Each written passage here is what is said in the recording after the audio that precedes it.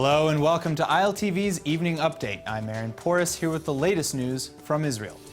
There were two more terror attacks earlier today as a woman was slightly injured while driving in her car and Israeli soldiers prevented a stabbing.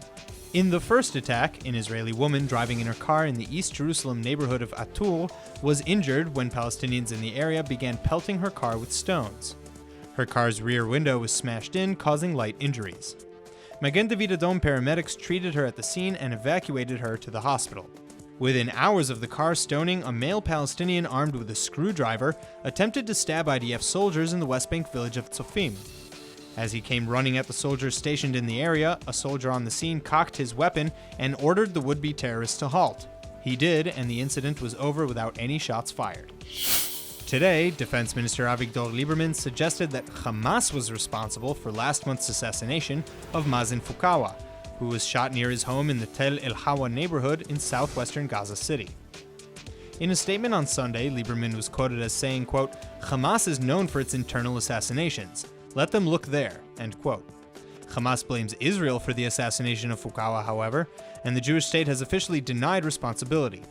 Fukawa had been arrested by Israel in 2002 for helping to orchestrate suicide bombings that killed 9 Israelis, but was later released as part of the Gilad Shalit prisoner exchange. Last week, Hamas closed the Erez border crossing with Israel for the first time since taking power in Gaza in hopes of trapping Fukawa's killer in the Strip. The boycott, divestment, and sanctions movement founder Omar Barghouti is today slamming the investigation into his taxes as political and based on vicious lies. Barghouti is a Palestinian with Israeli residency status and has refused to release further details about the case as he alleges they are under a gag order. The Israeli tax authority is accusing Barghouti of evading taxes from 2007 to 2017, amounting to roughly $700,000 in income. As a means to the end of keeping Barghouti within reach, Israeli officials had failed to renew his travel documents last year, and in late March, Barghouti was arrested. According to a statement released by the international BDS movement on Barghouti's behalf, quote, "After the effective travel ban imposed on him proved futile in stopping his human rights work, the Israeli government has resorted to fabricating a case related to Omar's alleged income outside of Israel," end quote. A statement by the Israeli tax authority fires back, saying that, quote, "The suspect did not report approximately $700,000 US in income between 2007 and 2017. And in order to conceal his criminal activity, he deposited the income in a bank in Ramallah." Barghouti's wife is an Israeli Arab, allowing his permanent residency status. Among other punitive measures, Israel is considering revoking this status.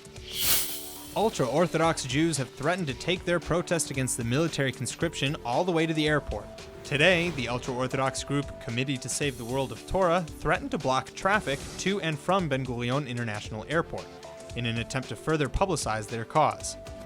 In a statement released earlier today, the group justified their decision by saying, quote, "Due to the government's escalation of the harassment of prisoners from the Torah world, it's been decided to expand the protest at this time in order that it will reach the ears of the entire world," end quote.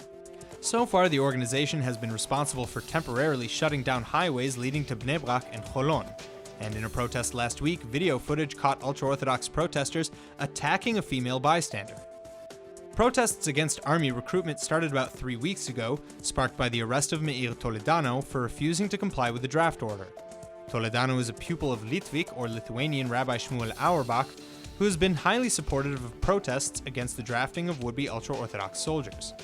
Many in the ultra-orthodox community shun the mandatory military service that applies to most Israelis, and as such, the community has historically received military exemptions for religious study. However, followers of Rabbi Auerbach are so opposed to the military draft that they even refuse to show up to the draft office to request draft exemptions. Today, Israeli Prime Minister Benjamin Netanyahu declared that the IDF's new intermediate-range missile defense system, David Sling, is now fully operational. The David Sling joins Israel's anti-air deterrence alongside the Iron Dome used to shoot down small rockets from Gaza and Lebanon, and the Arrow missile system built to defend against Iranian intercontinental ballistic missiles. Speaking ahead of a ceremony marking the completion of the David Sling, Netanyahu was quoted as saying, quote, "This afternoon we are going to make the anti-missile defense system, David Sling, fully operational. It is important news.